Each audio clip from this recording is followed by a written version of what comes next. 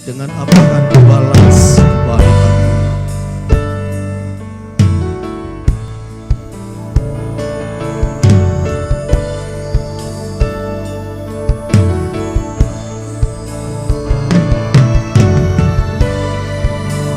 Kau Allah yang setia, Bapa yang mulia.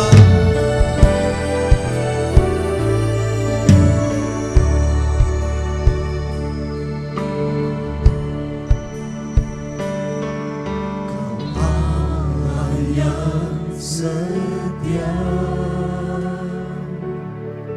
Bapa yang mulia, kasih-Mu besar Tuhan, Kau pulihkan hidupku.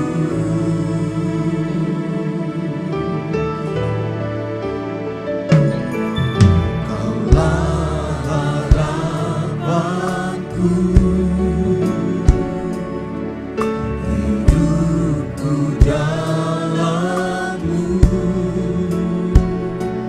terima kasih Tuhan, Kau selamatkan hidupku.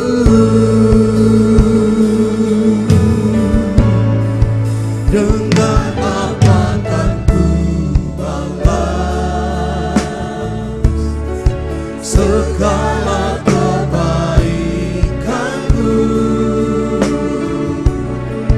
Segenap hatiku menyembah-Mu, Yesus.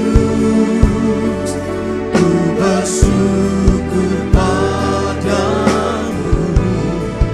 Dengan apa kan ku balas segala kebaikan-Mu? Segenap hatiku menyembah-Mu, Yesus. Ku bersyukur padamu. Selamanya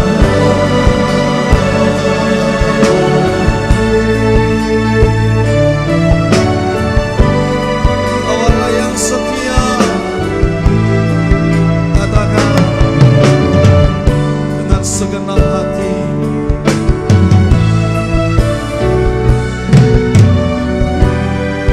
Terima kasih Tuhan.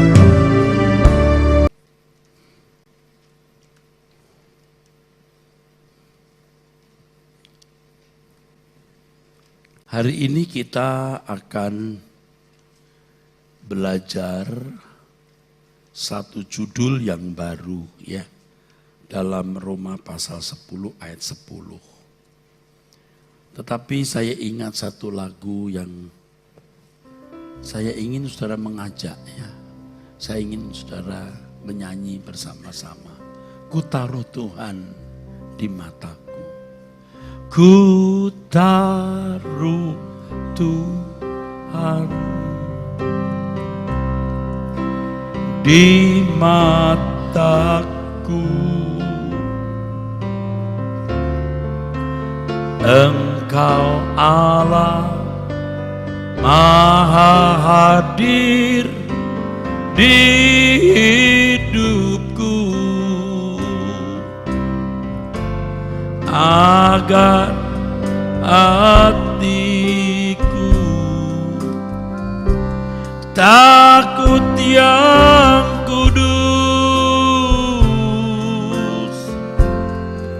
menghormatimu dengan tulus. Dunia yang gelap ku jalani, sungguh tak mudah bagiku hidup suci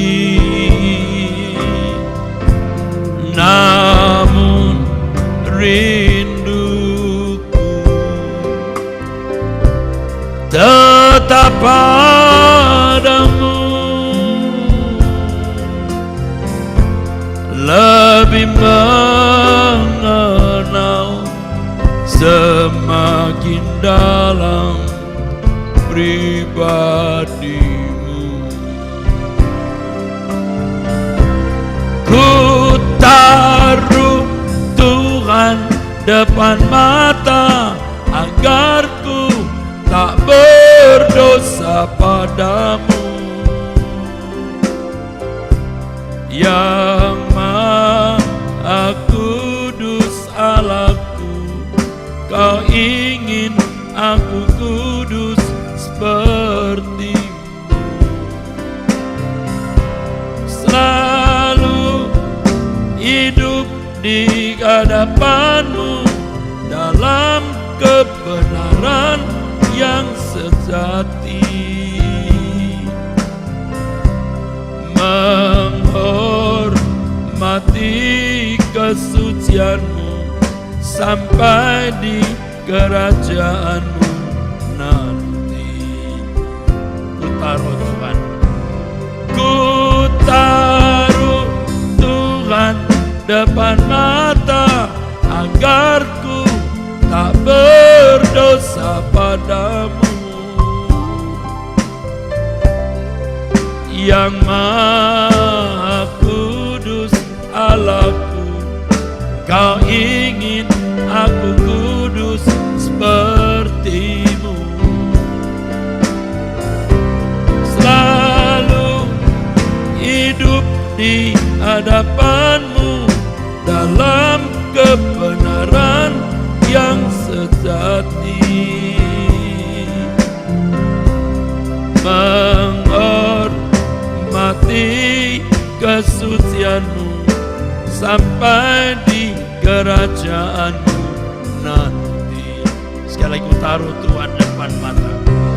Ku taruh Tuhan depan mata agar ku tak berdosa padamu. Yang Maha Kudus Allahku, Kau ingin aku kudus seperti-Mu.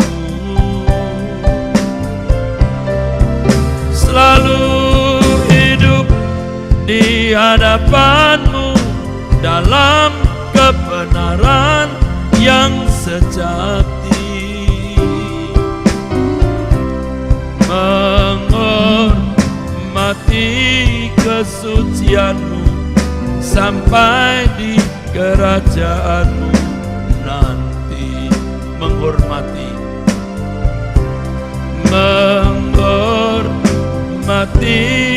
kesucian-Mu sampai di kerajaan-Mu nanti.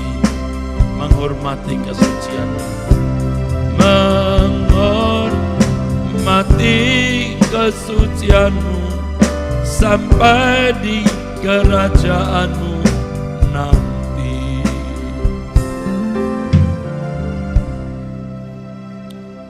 Roma pasal 10 ayat 10 demikian bunyinya. Karena dengan hati orang percaya dan dibenarkan, dan dengan mulut orang mengaku dan diselamatkan. Ayat ini termasuk ayat penting yang sering diucapkan oleh para pembicara di mimbar-mimbar gereja, juga mimbar-mimbar persekutuan atau komunitas orang-orang Kristen. Dan memang ayat ini sangat penting, saudaraku. Oleh sebab itu kita harus memahami dengan tepat maksud ayat ini. Dalam teks aslinya, kardia gar pisteutai es dikaiosunen, stomati de homologetas esoterian. Homologeitai esoterian. Dalam terjemahan kita, itu ada banyak kata dan. Ini bisa membingungkan, saudara. Tetapi ada satu kata yang malah tidak diterjemahkan, yaitu kata de, yang juga berarti but, tetapi. Tetapi juga. Jadi sebenarnya, kalau secara hurufiah, kalimat ini berkata, ya,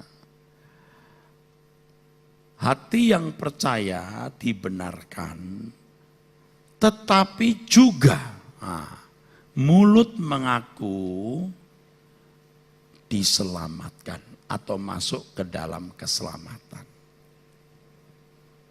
Kata tetapi juga memiliki muatan pengertian yang sebenarnya luar biasa. Kata hati percaya dan mulut mengaku itu dua hal yang tak dapat dipisahkan. Tetapi kata but atau tetapi juga itu penting. Nah, pada kesempatan ini mungkin kita tidak sempat membedah semuanya, ya.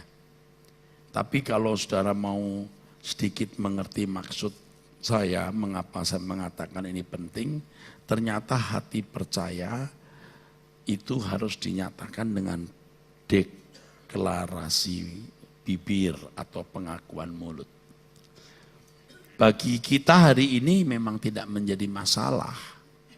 Tapi bagi orang pada zaman Roma, mengaku Yesus Kurios itu harus berani kehilangan segenap hidupnya. Jadi tidak cukup dengan hati percaya, tapi juga harus memiliki sebuah pengakuan. Banyak orang Kristen memahami kurang tepat ayat ini atau memahaminya secara dangkal. Ya. Dengan hati percaya dibenarkan, dengan mulut tetapi dengan mulut mengaku diselamatkan.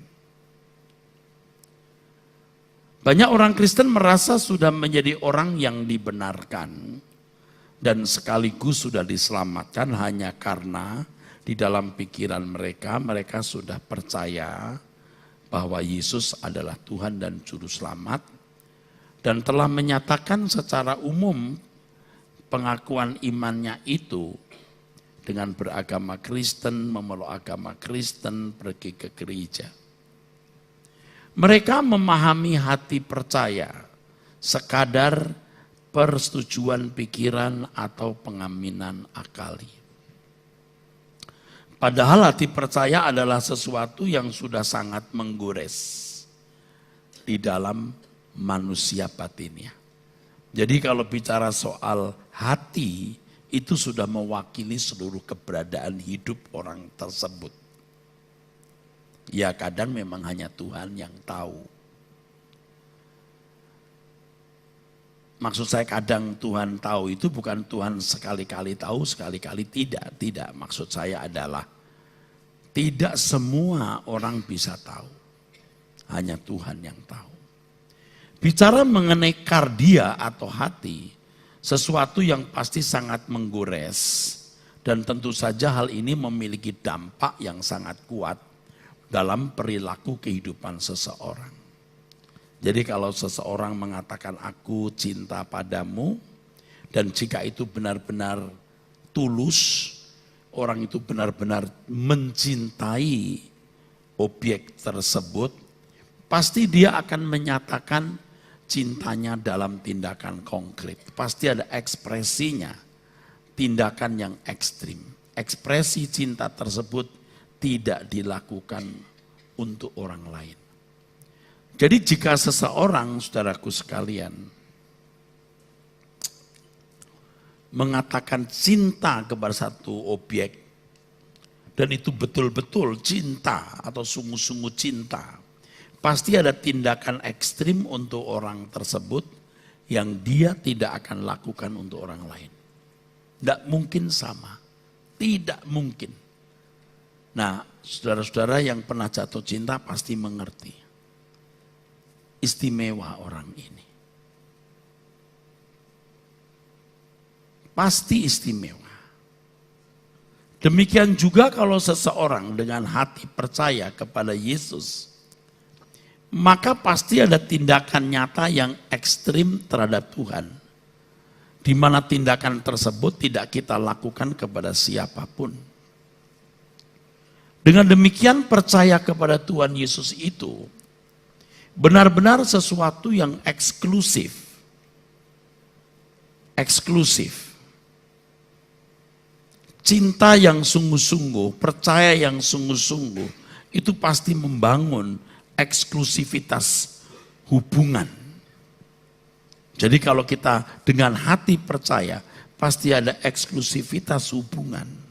Hubungan dengan Tuhan. Faktanya banyak orang Kristen mengaku percaya kepada Tuhan Yesus, tetapi tidak memiliki sebuah eksklusivitas hubungan dengan Dia. Eksklusivitas hubungan dengan Tuhan itu ditandai dengan tindakan ekstrim bagi Tuhan. Tindakan yang tidak dilakukan kepada siapapun. Nah, ironisnya banyak orang Kristen ekstrim untuk melakukan segala sesuatu bagi dirinya atau objek lain, tetapi tidak untuk Tuhan Yesus. Kadang-kadang, saudaraku, demi sesuatu orang lebih membela. Demi seseorang lebih membela daripada untuk Tuhan Yesus. Di sini orang Kristen itu tidak menjadikan Yesus sebagai segalanya. Dengan hati percaya, ini membangun eksklusivitas. Jadi tidak heran kalau pada zaman itu, orang-orang Kristen begitu berani mempertaruhkan nyawa dan segenap hidup mereka demi iman kepada Yesus Kristus. Itu percaya yang benar, memiliki eksklusivitas. Saya mengerti sekali hal ini. Saya memahami sekali hal ini. Karena saya belajar. Karena saya merasakan. Karena saya juga mengalami. Banyak orang berkata yang penting saya percaya kepada Tuhan, Pak, di dalam hati. Tetapi tidak melakukan sesuatu untuk mewujudkan percayanya. Ya tentu saudara juga pernah mendengar orang berkata, percuma ke gereja hidupnya seperti itu. Lebih baik tidak ke gereja saja, tetapi hidupnya benar. Tentu saja tidak semua orang yang pergi ke gereja itu hidupnya benar. Tetapi kalau seseorang bisa pergi ke gereja, tapi tidak pergi ke gereja, hanya karena alasan tersebut, melihat orang lain yang hidupnya tidak benar, maka diragukan kebenarannya. Kalau saya bisa memastikan hidupnya tidak benar. Orang yang mengatakan bahwa yang penting hidup benar dengan tidak bergereja, itu menunjukkan kebodohannya. Tidak mungkin bisa hidup benar tanpa kebenaran firman Tuhan, kecuali gereja tersebut tidak mengajarkan kebenaran. Jadi kalau ada orang tidak ke gereja karena alasan orang lain yang ke gereja saja nggak benar, itu hanya tindakan pembenaran diri saja, saudara. Kalau seseorang tidak ke gereja karena tidak mau mendengar ajaran yang salah, dan Tuhan mengendaki atau memperkenan ia berpindah gereja, ya tidak ada salahnya. Ia pindah gereja. Tetapi semua harus dalam pimpinan Roh Kudus. Hendaknya kita tidak berpindah gereja karena perselisihan, konflik, apalagi karena pertikaian. Dalam kehidupan berkomunitas dengan sesama orang percaya, hendaknya kita tetap memiliki saudara-saudara seiman yang bisa diajak untuk hidup dalam persekutuan, bertumbuh bersama. Nah, kenyataannya memang ada orang ke gereja yang tidak menemukan komunitas itu. Jika pemberita, jika pengkhotbahnya, jika pengajarnya tidak mengajarkan kebenaran, saudara mengerti kebenaran, saudara pasti tidak menemukan komunitas di tempat itu. Dia cari komunitas yang lain. Oleh sebab itu saya tulis di sini bahwa komunitas tersebut tidak harus ada di dalam gereja, di mana dia pergi berliturgi, pergi untuk ikut ya yang kita sebut kebaktian, tidak harus ada di situ. Ini dunia sudah mengalami disruptif ya saudaraku ya. Pola market yang konservatif sekarang diganti dengan pola yang baru. Atau munculnya pola market yang baru. Gereja pun juga bisa begitu. Bisa begitu. Sebab orang bisa kebaktian di YouTube, orang bisa kebaktian lewat streaming. Ini nanti akan ada perubahan-perubahan yang luar biasa. Tetapi bagaimanapun hendaknya kita memiliki komunitas. Komunitas lewat WhatsApp atau betul ya? Nah di situ. Tapi jangan sampai menjadi ajang orang membangun atau membuat panggung untuk unjuk kepintaran, untuk membanggakan diri, atau untuk melukai dengan pernyataan-pernyataan dan perkataan-perkataan yang melukai. Tetapi yang penting di sini bahwa kita harus memiliki komunitas. Komunitas untuk sama-sama membangun diri, membangun iman. Jika ternyata gereja di mana dia berbakti tidak mengajarkan kebenaran yang sesuai dengan mindset barunya. Nah ini terjadi benturan. Ini sudah zamannya saudara, sudah zamannya. Dan saya kira banyak pendeta dan gereja belum alert terhadap perubahan ini. Belum alert.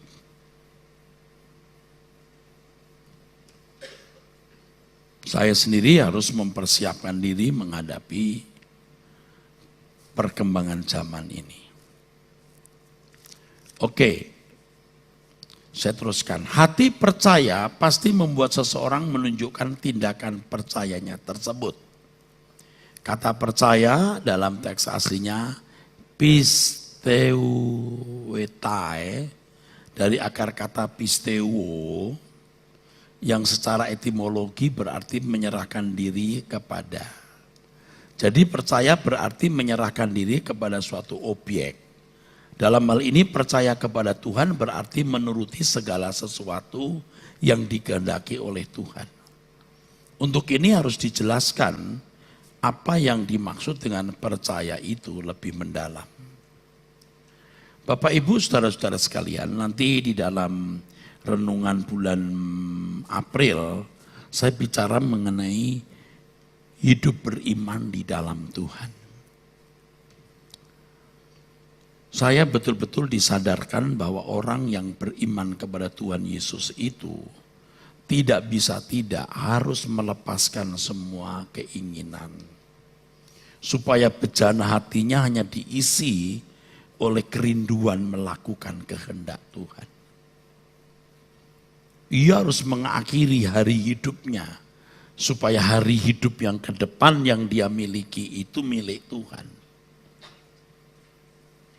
Orang percaya itu hidupnya disita oleh percayanya. Bukan sebagian yang harus diserahkan, tapi semua. Sehingga tidak ada yang disisakan untuk dirinya sendiri. Sementara saya menulis saudara, jiwa saya tergetar. Karena saya merasa bahwa saya belum memenuhinya secara lengkap atau utuh. Sampai kemudian saya mengambil gitar saya menyembah. Beri aku kesempatan sore ini Tuhan. Beri aku kesempatan malam ini, besok. Untuk bisa mewujudkan iman seperti ini. Percaya kepada Tuhan Yesus bukan sesuatu yang mudah. Tidak mudah. Selama ini banyak orang Kristen yang sudah lama menjadi Kristen berpikir bahwa percaya kepada Yesus seakan-akan sesuatu yang mudah. Ketika orang kaya itu berkata, kurang apa lagi Tuhan? Lalu Tuhan mengatakan jual segala milikmu, bagian kepada orang miskin, datang kemari ikutlah aku. Dia tidak ikut. Dia gagal. Tidak gampang kan? Kalau dia percaya Tuhan Yesus, dia melakukannya. Berarti dia tidak percaya Tuhan Yesus. Kalau saudara percaya Tuhan Yesus, tindakan apakah yang saudara lakukan untuk menunjukkan percaya saudara? Cukupkah saudara mengakui status Yesus sebagai Tuhan dan Juru Selamat? Cukupkah saudara beragama Kristen dan datang ke gereja? Cukupkah kita aktif sebagai aktivis gereja atau bahkan menjadi pendeta? Tentu tidak cukup. Saya katakan berulang-ulang bahwa mengakui Yesus sebagai Tuhan dan Juru Selamat dengan atau dalam pikiran saja tidak cukup. Jangan merasa sudah mengakui status itu berarti sudah beriman. Iman itu tindakan terus-menerus. Percaya itu tindakan terus-menerus. Itulah sebabnya Tuhan Yesus berkata, inilah pekerjaan yang dikehendaki oleh Allah, yaitu adalah kamu percaya kepada Dia yang telah diutus oleh Allah. Percaya, saudaraku sekalian, ergon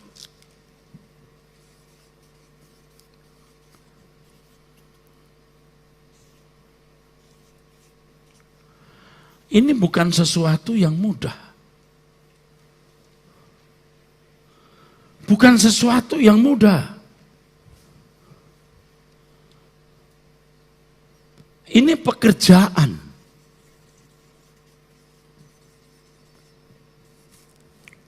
Kata ergon menunjuk kegiatan yang dilakukan terus-menerus secara rutin untuk mendapatkan suatu hasil.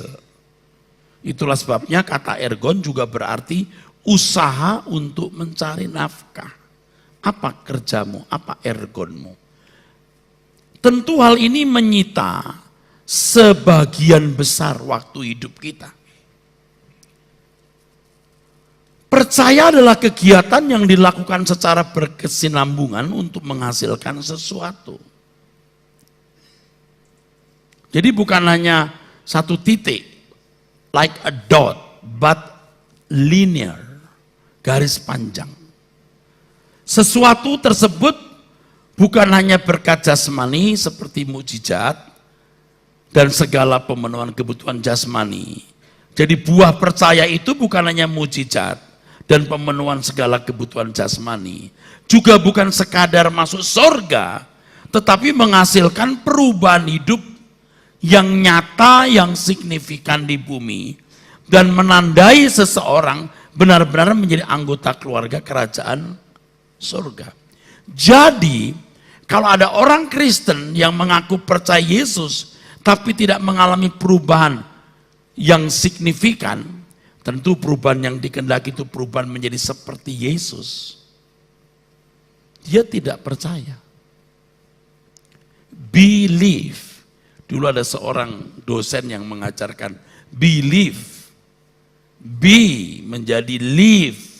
Berkaitan dengan hidup, menjadi hidup. Walaupun hurufnya bukan live dalam arti hidup, menjadi hidup.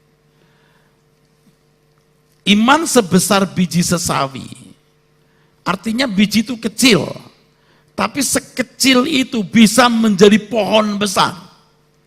Harus sesuatu yang hidup. Kalau kita melihat Yohanes pasal 6, ini kebetulan jadi bahan khotbah saya dari minggu ke minggu. Pekerjaan apa itu? Percaya kepada Dia yang diutus Allah. Percaya itu apa? Nah, di sini kita menemukan makan daging Tuhan, minum darah Tuhan. Kalau bisa makan sekali jebret, lalu kita berubah, mengenakan gairah spirit Yesus gampang. Rupanya proses. Percaya kepada Yesus berarti perjuangan untuk mengenakan kehidupan Yesus. Kehidupan Yesus adalah kehidupan melakukan kehendak Bapa. Hal ini dikatakan oleh Tuhan Yesus bahwa makanannya melakukan kehendak Bapa dan menyelesaikan pekerjaannya. Orang yang mengaku percaya tetapi tidak melakukan kehendak Bapa belum bisa disebut sebagai orang percaya. Jadi percaya di sini artinya mengikuti jejak hidup Yesus yang melakukan kehendak Bapa. Betapa sulitnya memberitahu kepada orang bahwa kalau seseorang itu percaya kepada Tuhan Yesus, dia harus melepaskan segala sesuatu untuk masuk dalam proses percaya ini terhadap kehendak Allah. Saya minta semua perhatikan saya.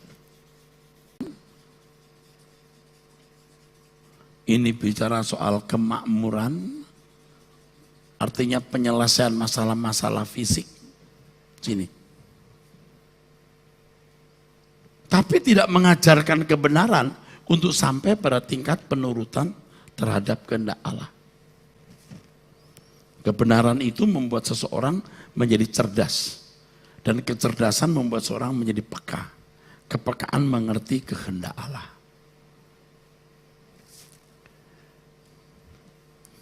Melakukan kehendak Bapa itu kan dalam segala hal. Di dalam segala hal setiap saat. Jadi Kristen itu berat. Bukan hanya melakukan hukum, tapi apa yang Bapa kehendaki. Nah sampai tingkat ini luar biasa. Betul-betul memiliki hubungan yang intim. Mengenai setiap rupiah yang kita gunakan, setiap meter langkah yang kita lakukan, setiap keputusan tindakan kita dalam segala hal. Penurutannya di situ. Dan disinilah yang namanya melakukan kehendak Bapa, sebab rohnya Bapa yaitu roh Allah yang sama dengan Roh Kudus dimeteraikan dalam diri kita, di mana kita bisa berinteraksi dengan Allah setiap saat. Kunci untuk dapat melakukan kehendak Bapa selalu memperkarakan apakah yang kita pikirkan, kita ucapkan dan kita lakukan selalu sesuai dengan kehendak Bapa. Bagaimana kita bisa merasakan atmosfer kehadiran Allah dalam hidup kita? Itu tidak mudah, saudara. Oh, percaya Allah itu ada, bisa. Percaya dia di mana-mana? Oh, mau tidak mau juga bilang amin. Kau percaya bahwa dia memperhatikan setiap langkahmu? Oh, pasti bisa amin. Apakah kamu mempertimbangkan perasaannya atas setiap sikap, hati, ucapan dan tindakanmu? Nah, itu jadi masalah. Tanpa sadar sering kita membelakangi Tuhan. Seakan-akan Tuhan tidak ada. Mudah berkata Allah Maha Hadir, tetapi sungguh-sungguh menghayati kehadirannya dan membangun kegentaran yang patut terhadap dia, itu tidak mudah. Maka tadi saudara saja menyanyi Ku Taruh Tuhan, itu saudaraku. Kita yang harus menaruh. Yang ngarang lagu ini saya sendiri juga kadang-kadang bisa meleset. Ku taruh Tuhan depan mata agar ku tak berdosa padamu. Nggak gampang. Ku taruh Tuhan depan mata. Sudah beda sama dulu. Kita lupa bahwa kita masih berkeberadaan pendosa. Yang ketika ada impuls tertentu, pride kita keluar, sombong kita keluar. Ketika ada impuls tertentu, rangsang dosa yang kita hadapi itu masih bisa menarik daging kita. Jadi kita harus selalu sadar kita masih berkeberadaan sebagai pendosa. Kemungkinan bersalah itu bisa. Sombong, angkuh, dan macam-macam di sini.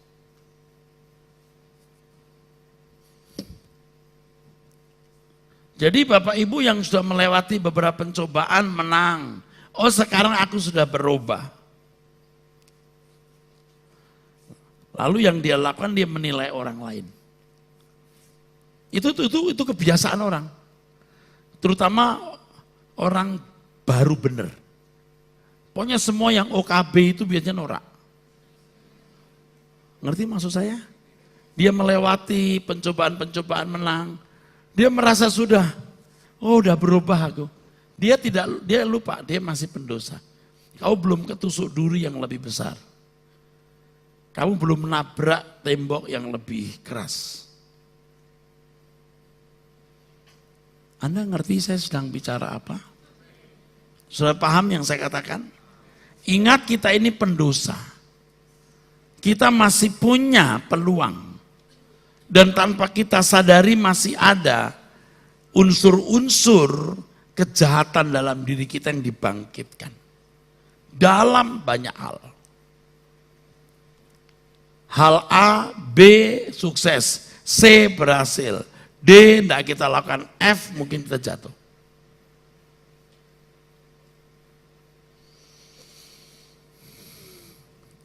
Kebenaran ini menurut saya luar biasa, karena ini yang menyelamatkan saya.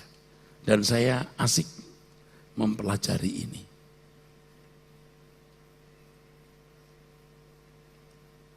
Pada waktu kita tertumbuk duri yang lebih besar, kita baru, wah masih bisa salah saya. Itulah sebabnya saya katakan kunci untuk dapat melakukan kehendak Bapa. Selalu memperkarakan apakah yang kita pikirkan, kita ucapkan, dan kita lakukan selalu sesuai dengan kehendak Bapa. Dan satu lagi saya tambahkan, ketika saudara gagal melakukan kehendak Bapa dan tidak segera dibereskan, akan dilahirkan dosa lain yang lebih besar. Jadi setiap salah harus dibereskan segera, tidak boleh disimpan. Anda lagi marah nih, kesel nih, sakit hati nih, saudara biarkan itu. Nanti ada dosa lain yang muncul. Tuhan Yesus berkata, karena roti yang dari Allah ialah roti yang turun dari surga dan yang memberi hidup kepada dunia. Akulah roti hidup. Barang siapa datang kepadaku, ia tidak akan lapar lagi, dan barang siapa percaya kepadaku, ia tidak akan haus lagi. Saudaraku, di zaman anugerah ini untuk kita umat pilihan Allah, fokus kita bukan pada pemenuhan kebutuhan jasmani, tapi roti dari surga. Bagaimana kita makan roti itu? Kalau kita mengubah menu makan kita, perlu adjust, perlu penyesuaian. Biasanya nasi, biasanya nasi betul. Sekarang mau gaplek, itu enggak gampang. Biasanya nasi terus pindah yang lain, itu enggak gampang. Tapi harus dilatih. Kalau orang biasa tercandui narkoba lalu harus melepaskan, itu pakai sakau, saudaraku. Tapi tidak bisa tidak sakau, harus ada sakaunya baru sembuh. Harus. Biasanya menyenangi dunia, sekarang mau menyenangi yang lain, ada sakaunya. Ada sakaunya. Paham yang saya maksud? Ini tidak mungkin tidak dialami. Kalau Anda tidak mengalami, Anda tidak pernah mengalami transisi ini. Nanti akhirnya sampai tua, Bapak Ibu tidak pernah ngalamin itu. Dan saya khawatir pendeta-pendeta yang sudah merasa suci, merasa hidup benar, tidak pernah berjuang dari perkara kecil, dari sakau ini. Dia pikir sudah baik dirinya. Sudah benar dirinya. Kehidupan umat pilihan hanya dapat dipuaskan dengan sempurna ketika melakukan kehendak Bapa. Jadi kalau kita puas dengan kedudukan jabatan, kalau di gereja saya sebagai pendeta merasa dipuaskan dengan jabatan kerohanian, ya, menjadi apa gitu. Kalau saudara punya kesenangan banyak hal, saudara bisa dipuaskan dengan hal-hal itu. Saudara belum berubah kodrat banyak. perubahannya belum banyak. Perubahan yang benar dari orang percaya adalah ketika ia dipuaskan kalau melakukan kehendak Bapa. Jadi kalau sampai melakukan kesalahan itu sakitnya enggak kira-kira. Itu seperti hukuman, saudara.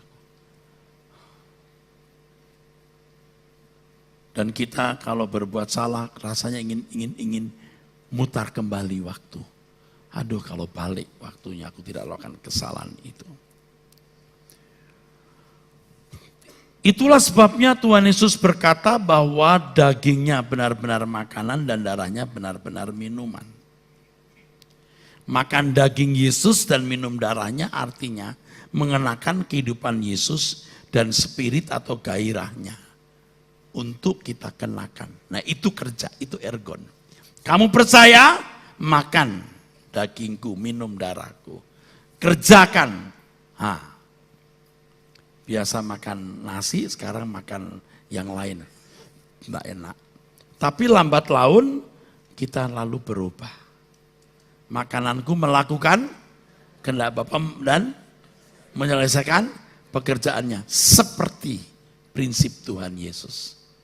Karena kita makan dagingnya, minum darahnya, kita satu spirit dengan Tuhan.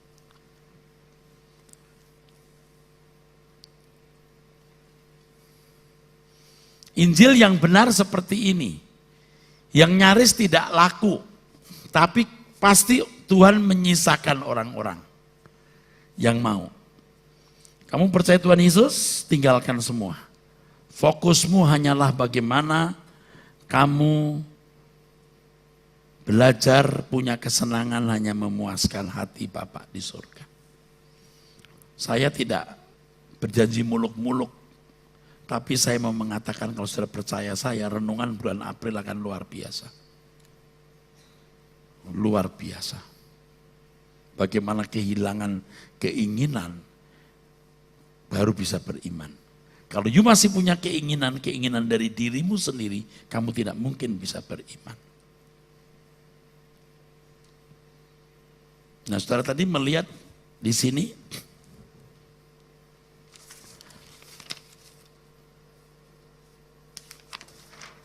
ini kan keyakinan. Ini nggak perlu ergon, tapi kalau ini perlu ergon.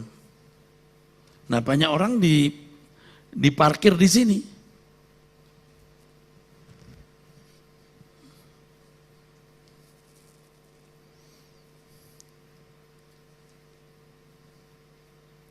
Baru-baru ini saya selalu diingatkan ya, dan saya sudah khotbahkan, tapi di sini belum saya khotbahkan lengkap ya. Orang itu mengatakan satu-satunya yang kuandalkan Engkau Tuhan. Apa masalahmu sampai engkau mengandalkan Tuhan? Masalahmu itu apa sampai kamu mengandalkan Tuhan? Iyalah Pak, masalah hidup. Loh, di dunia sana tidak ada. Di dunia sana bahkan orang kafir, bukan orang Kristen, punya masalah yang sama. Tidak pakai Tuhan, mereka bisa menyelesaikan.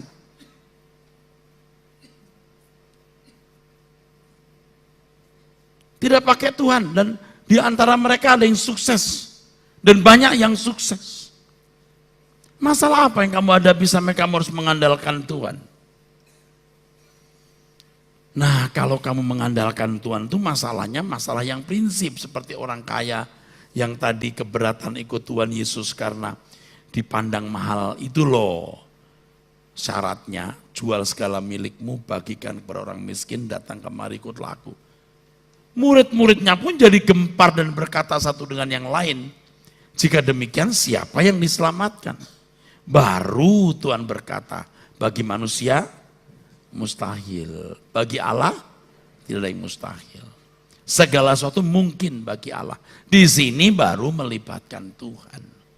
Yang lain kamu kerjakan, ada tatanan yang kamu tabur, kamu tuai. Nah yang ini harus ada intervensi Tuhan.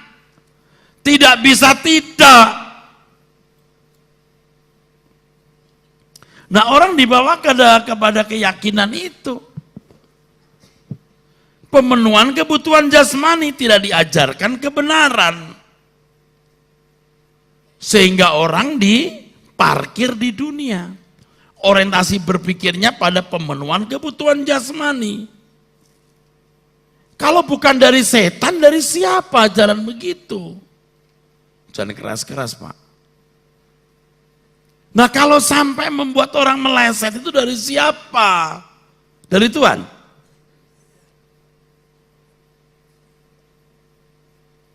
Dulu juga orang ada yang berkata ke saya, ya tidak semua orang seperti Pak Eras lah. Orang kan masing-masing kan ada kelasnya, Pak. Oh iya, ada kelasnya. Tapi kalau terus-menerus begitu, sedangkan jemaat sudah umur 50-60 tahun masih begitu, apa nggak sesat? Kalau anak umur 6 bulan ngompol nggak apa-apa, kalau umur 12 tahun ngompol, jadi masalah kan?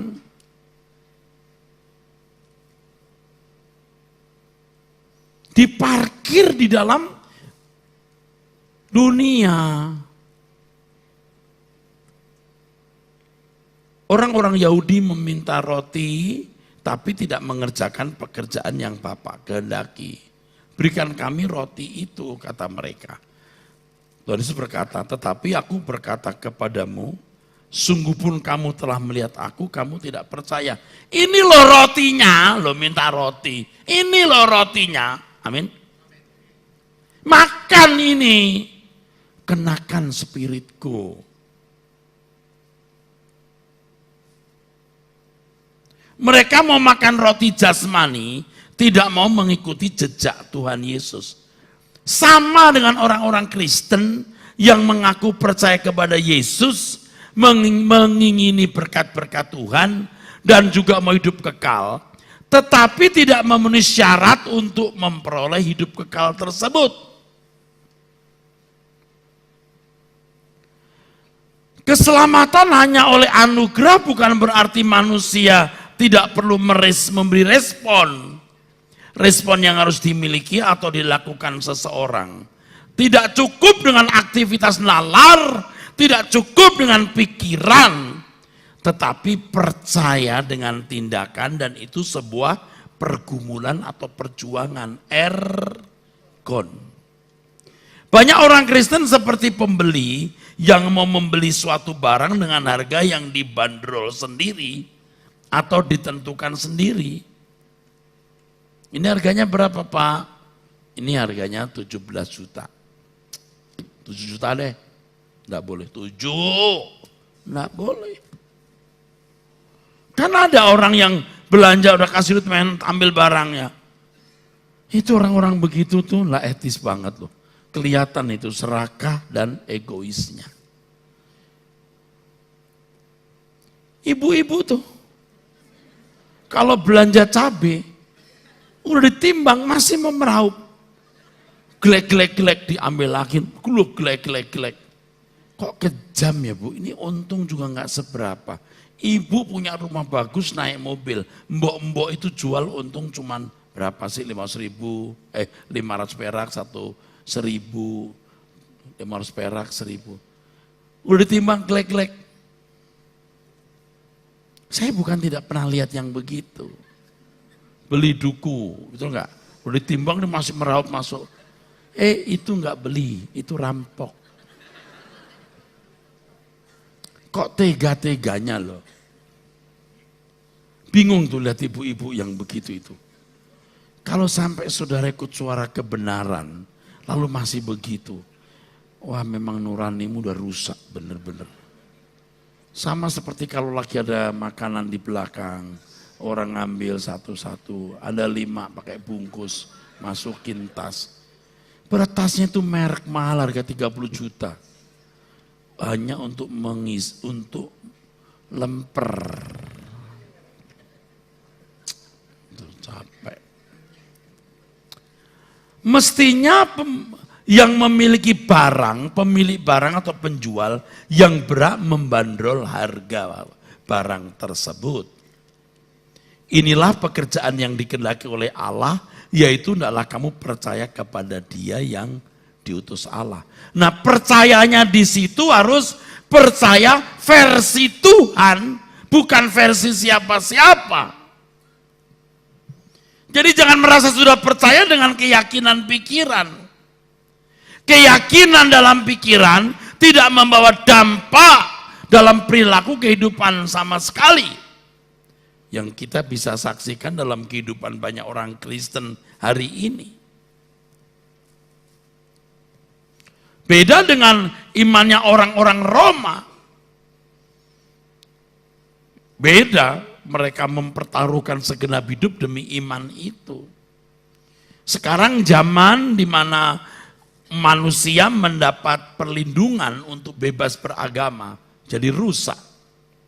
Karena tidak memberi isi yang benar terhadap imannya.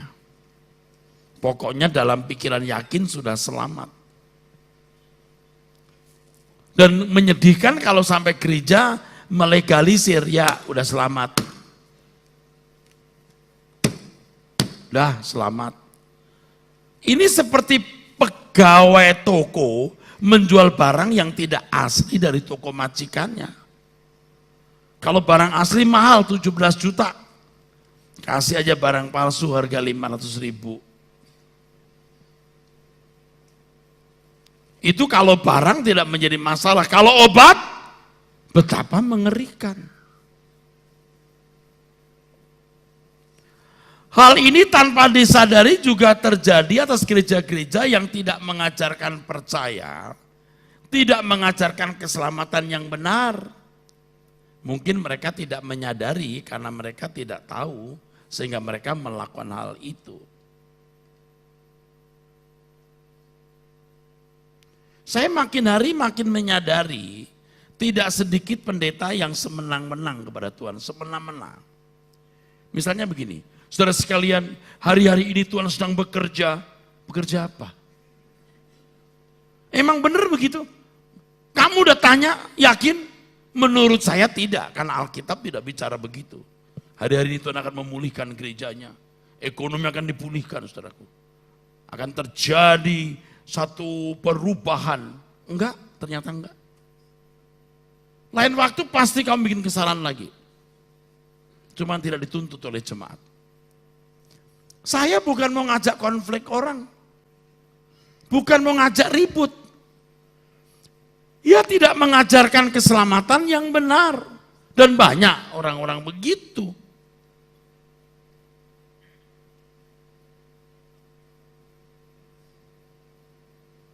Dia mengajarkan Yesus yang lain. Tentu keselamatan yang berbeda. Serem loh. Oh Yesus, engkau tahu kami bla bla. Kamu ngomong sama siapa? Yesus yang mana? Pak, Bu, saya juga mesti koreksi diri. Apakah Yesus yang kepadanya aku berdoa? Tuhan Yesus yang kepadanya aku menyanyi, memuji, menyembah. Tuhan Yesus yang benar.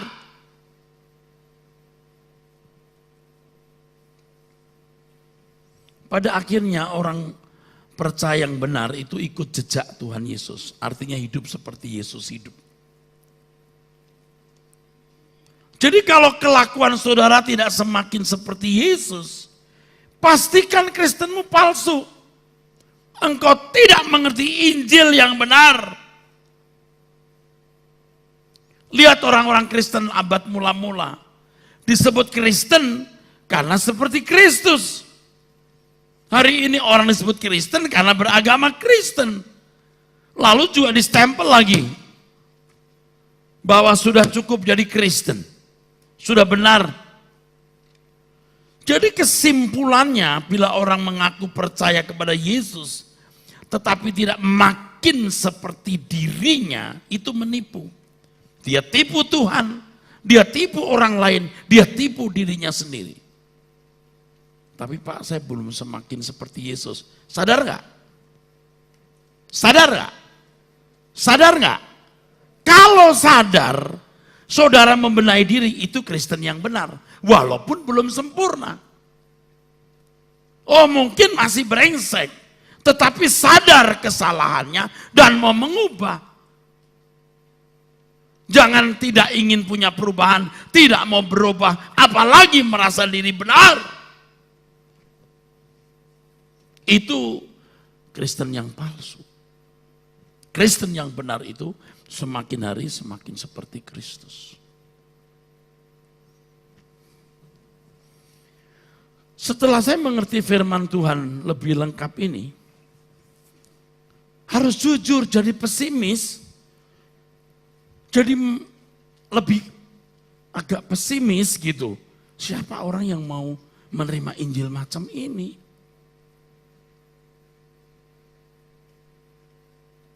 Kalau dulu kan jadi orang Kristen, yang penting ngaku Yesus, mengaku Yesus Tuhan dan Juru Selamat, ke gereja. Sekarang tidak, sudah mengerti. Kamu percaya Tuhan Yesus, kamu harus melepaskan segala sesuatu. Tidak ada agenda lain dalam hidupmu kecuali mau menjadi serupa seperti Dia.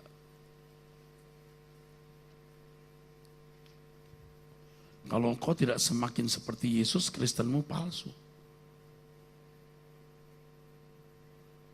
Loh, saya tadi bisa ngomong soal keadaan pendosa itu bukan karena saya lihat orang, saya lihat diri saya sendiri loh saudara. Ketika mendapatkan yang saya sebut sebagai duri yang lebih besar, loh kok saya masih bisa begini ya? Wah, aku ini bahaya ini, pendosa. Tapi dibenarkan, dianggap benar walaupun belum benar. Jangan walaupun tidak benar. Belum benar supaya aku suatu hari didapati benar. Sekarang belum. Saudara nangkap enggak ya saya ngomong apa ya? Amin. Jadi tidak mudah. Percaya Tuhan Yesus itu tidak mudah. Maka Tuhan katakan itu, ini pekerjaan. Kamu harus percaya kepada Dia yang diutus Allah. Orang Yahudi berkata, Tuhan kami mau roti itu. Kamu lihat aku, kamu gak percaya. Sama dengan, kamu lihat aku, kamu gak contoh aku. Amin. Kamu gak ikut jejakku. Nah orang-orang Kristen ada yang begitu. Mau berkat Tuhan, berkat jasmani, berkat rohani, mati masuk surga, tapi nggak mencontoh Tuhan Yesus. Apalagi kalau sudah mendengar kita nggak mungkin sempurna, kita tidak bisa suci. Ya sucinya kita bukan sucinya seperti Allah Bapa atau seperti Tuhan Yesus, tapi harus bertumbuh sempurna di dalam level kita masing-masing. Agenda kita hanya itu, saudara. Dan makin hari Bapak Ibu yang selalu ikut di Rehoboth makin tahu. Kita makin hari makin tajam. Sampai nggak bisa menghindar. Berani terus nggak? Loh, ada yang begini. Nggak jelas.